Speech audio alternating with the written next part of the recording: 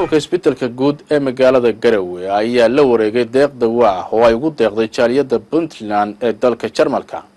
maamulka ayaa ka mahadceliyay deeqda soo gaarsiiyay waxaana uu sheegay inay wax weyn ka tari doonto baahida oo ka jirta isbitaalka. warkan waxa inoo faahfaahinayaa Asad Saciidad. Abdirsaaq Abshir Faarax oo ka socda wasaaradda caafimaadka dawladda Puntland ayaa isbitaalka guud ee magaalada Garowe ku wareejiyay deeq daawo ah oo gaaraysa 25 kartoon oo ay soo dhibeen jaaliyada Puntland ee dalka Jarmalka. waxaana uu sheegay in dadka dawadan ku deeqay ay sadaqa u tahay maadaama isbitaalka uu adeego dadka danyarta ah. waxaanu ku wareejinay isbitaalka guud ee Garowe 25 kartoon oo ay soo dhibeen jaaliyada reer Puntland ee ku dhaqan dalka Jarmalka. aad iyo aad baan ugu mahadnaqaynaa. waxaan jeclahay inaan hal arrin aan muhiim ah inaan idin sheego jaaliyada iyo dadkii ku soo hawshooday hawshaanba. isbitaalka Garowe ama isbitaalka guud ahaan ama kuwa public ah waxa isticmaala dadka masaakiinta ah isticmaala.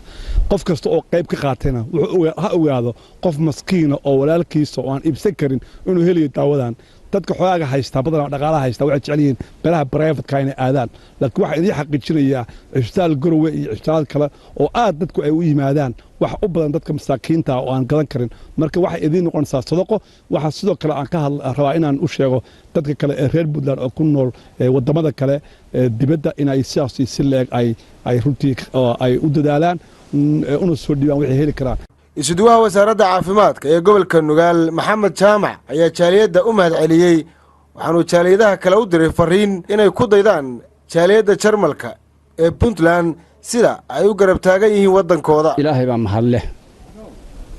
ثانيا waxaanu mahadcelinaynaa jaaliyada reer Puntland ee wadanka Jarmalka oo daawadan soo dhiibtay.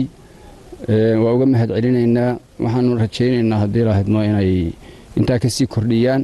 waxaan filayaa inay ka qayb qaadan doonto ama kor u qaadi doonto baahida daaweynta iyo adeega isbitaalka guud ee Garowe. sidoo kale waxaanu jeclaan lahayn in jaaliyadaha kale ee wadamadaas kale ee Yurub iyo dhulkaas iyaguna ay ku daydaan oo ay u soo jeestaan inay caawiyaan dalkooda. dadku meel kasta ay joogaan dalkooda iyo dadkooda waxbay u tari karaan. marka inay ku dayasho fiican noqoto aysan noqon markii ugu horeysay aysan noqon markii ugu dambeysay ee adeegaas ay soo sameeyaan ay noqoto markii ugu horeysay si xiriirana insha Allah ay jaaliyadaha kalena ugu daydaan iyaguna ay u sii kordhiyaan dadaalka iyo taageerada ay u hayaan bulshadooda joogta wadanka ee adeegyada caafimaadka runtii si fiican daawooyinka laga helo wadanka aysan u ka fargarayn karin. aad baan ugu mahadcelinaynaa. agaasimaha guud ee isbitaalka Garowe oo gudoomay deeqdan dawada ayaa u mahadceliyay jaaliyada Puntland ee dalka Jarmalka sida ay u garab taagan yihiin dadkooda. waxaanu sheegay inay ugu adeegi doonaan bukaanka. maanta sharaf weyn noo ah anaga isbitaalka guud ee magaalada Garowe inaan halkaan ku gudoono dawo tiradeedu tahay 25 kartoon oo aan ka gudoono wasaaradda caafimaadka. agaasimaha guud ee wasaaradda caafimaadka Abdirsaaq Abshir iyo isduwaha caafimaadka gobolka Nugaal Maxamed Jaamac. aad ayaan ugu faraxsanahay. dawadaas waxay ka timi jaaliyada Puntland ee wadanka Jarmalka.